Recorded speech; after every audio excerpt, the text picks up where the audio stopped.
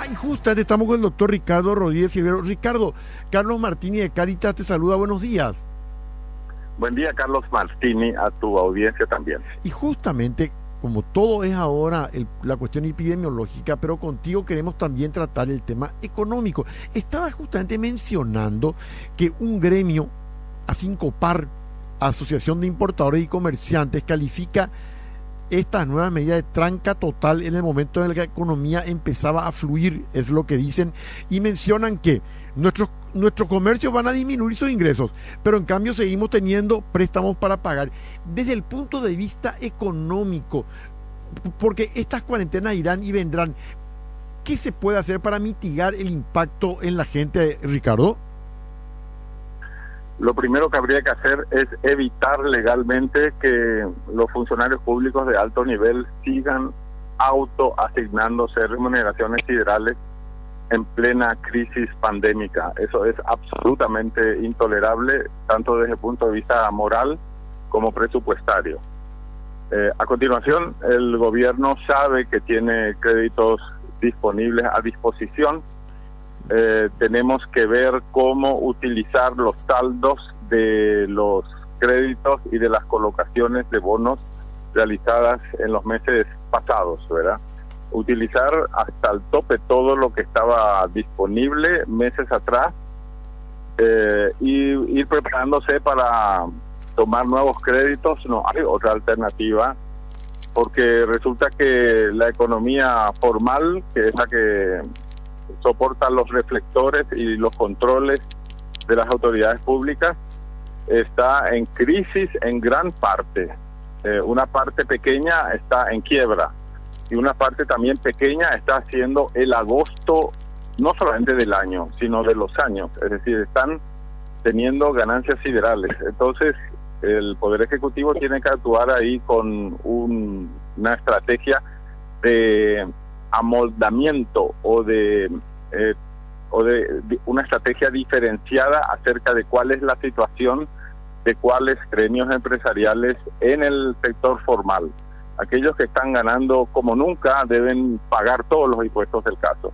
Aquellos que están saliendo adelante a gatas y deben recibir de parte de la política fiscal y de la política crediticia facilidades para que puedan pagar sus impuestos. Y aquellos que están en quiebra y tienen que ver la forma de recibir de parte del Poder Ejecutivo alguna compensación, aunque solo sea parcial, del desastre económico en el que cayeron a consecuencias de la pandemia. En otras palabras, Carlos Martini, es mucho lo que se puede hacer con la economía formal. El gran drama es la economía informal, que representa entre el 40 y el 50% de las actividades del país. Allí están no solamente los campesinos de subsistencia y no solamente aquellas habitaciones, quiero decir, aquellas, digamos, pueblos o aquellas compañías rurales que no tienen acceso a las vías de comunicación para la exportación o para la colocación interna de sus productos. Hay que ver cómo hacer para llegar hasta ellos, porque esa economía informal. En el sector rural pasa lo que acabo de decir, y en el sector urbano están los cuentapropistas, es decir, los que trabajan por propia cuenta. Casi todos ellos están en crisis y la mayoría en quiebra. El drama de la economía informal es que como nunca se ha registrado y no hay registros en el IPS, tampoco en el Ministerio de Trabajo, entonces es sumamente difícil llegar hasta ellos. Lo que sí se puede hacer es aprovechar la ocasión para ayudarlos ciertamente con algunas asistencias puntuales de tipo financiero, pero también aprovechar para registrarlos a todos ellos a la economía formal. Y por otro lado, esas son las medidas inmediatas, Carlos Martini, pero a mediano plazo, es decir, en los próximos años hay que ir ajustando la reforma tributaria de forma tal que los microproductores rurales y los microempresarios urbanos no paguen impuestos si es que sus ingresos no llegan a 60 millones de guaraníes al año, lo que significa que es un promedio de 5 millones de guaraníes por mes. Sí. Vale la pena seguir el buen ejemplo del impuesto a la renta personal, que cuando no se llega a un nivel determinado y que el agente económico no está grabado del impuesto, ¿verdad? Es decir, hay muchas cosas que hacer todavía a mediano plazo. Y a largo plazo, desde luego, Carlos Martini, tenemos que ver que el Poder Judicial se vuelva independiente de los sectores de presión, aparte presión, ¿verdad? En el sentido de los partidos políticos que ejercen una influencia increíble en el Poder Judicial, los grupos económicos de presión que hacen lo mismo, y después hay otra cantidad de intereses creados a considerar, incluso los del crimen organizado, las actividades económicas ilegales y todo lo que sea giros ilegales al exterior y giros ilegales internamente. A todo eso hay que ponerle decir, tolerancia cero, ¿verdad? Es decir, Carlos Martini, es mucho lo que hay que hacer, pero cuanto antes salgamos de esta inestabilidad política, de esta convulsión social y de esta pandemia que es múltiple, de varias cepas, todo el mundo se ha quejado por ella. La ciudadanía a veces no se da cuenta que estamos pasando por una de las peores pandemias en décadas y probablemente en un siglo.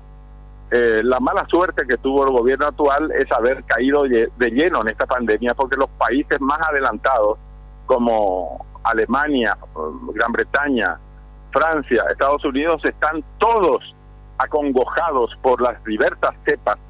La más reciente es más letal que la anterior y ese tipo de cosas. Hay que hacer saber que esto es un drama mundial, no es solamente un drama sudamericano o un drama paraguayo. También tenemos que saber que en los países más adelantados hay dificultades con la compra y la llegada de las vacunas, no solamente en Paraguay. Es decir, tenemos que acostumbrarnos a pensar a nivel regional y a nivel global, Carlos Martini, porque de repente parece que la gente no ve más allá de su propio ombligo. Efectivamente, y ahí tocaste cuanto antes salgamos de esta crisis política, económica y pandémica. En ese aspecto, ¿cómo estás viendo vos esta suerte de manifestaciones pidiendo la renuncia del presidente de la República? Y yo creo que eso desestabiliza no solamente el Estado de Derecho en democracia y nuestra presidencia, es decir, me refiero al presidente elegido constitucionalmente, sino que desanima, es decir, desestimula moralmente y anímicamente a la población.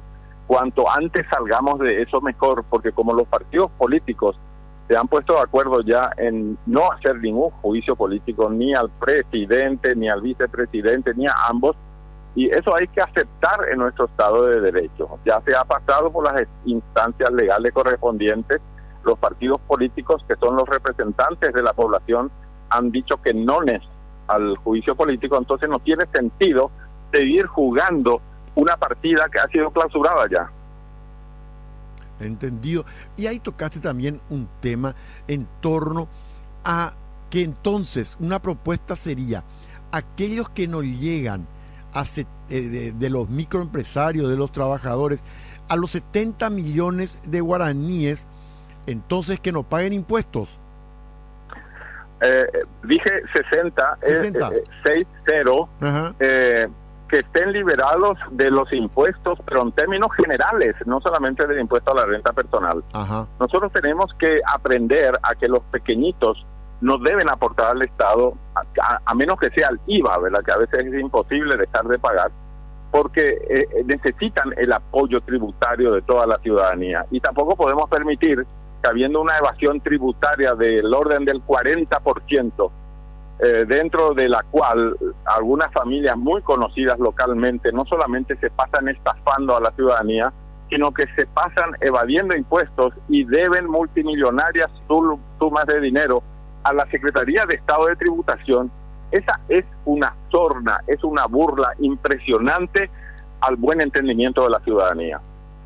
Realmente grave. Y desde el punto de vista estrictamente hablando, estamos en el mes de marzo. La proyección nuestra económica en términos de crecimiento y en términos de empleo y combate a la pobreza, ¿cómo visualizas este año, Ricardo? El combate contra la pobreza está fracasando por las razones mencionadas. La pandemia es increíblemente fuerte y a nivel mundial eso produce desempleo. Y cuando hay desempleo y mayor subempleo, aumenta la pobreza, desde luego. Y las cifras de crecimiento económico no están tan malas en promedio como se había temido a comienzos de año. Pero a comienzos de este año no teníamos todavía conciencia que nuestra vida iba a ser azotada por nuevas cepas de virus y que estamos batiendo todos los récords ahora en camas ocupadas, en plazas no existentes, en los sanatorios y en personal médico cada vez más escaso y agotado. Entonces, evidentemente, la proyección económica que se había hecho de que quizás el rebote este año estaría en más 3 o 4%, y probablemente esa previsión para este año sea reducida un poco a consecuencias de estos azotes increíbles que nos está dando la pandemia. Entendido perfectamente. Y queda la última reflexión. Me pregunta la gente, ¿nosotros tendríamos que endeudarnos más o no, te parece a vos, para afrontar esta etapa? Creo que hay que empezar cobrando impuestos a los manguruyuses, hay que continuar reduciendo la evasión tributaria, hay que continuar impidiendo legalmente que los funcionarios de alto nivel sigan autoadjudicándose remuneraciones siderales. A continuación, luego de haber tomado todas esas medidas, hay que ver cómo ir formalizando, sin que eso sea mayor costo para los destinatarios, a la economía informal, a los efectos de que puedan estar inscritos en el IPS y en el Ministerio del Trabajo, y en ocasiones de emergencia como estas, recibir también las ayudas de esas instancias públicas. Es decir, sería mucho tiempo, Carlos Martini, hacer todo el listado completo, pero también me ofrezco contigo en otra entrevista a ir a los detalles, si te parece, y también me gustaría abordar un tema muy candente a pesar de la pandemia, que es la revisión del anexo C, que próximamente va a hacer los titulares de todos los diarios. Por supuesto, vamos a ir conversando. Muchísimas gracias, Ricardo, un gran saludo. Ha sido un gusto. Gracias, Ricardo Silvero, economista.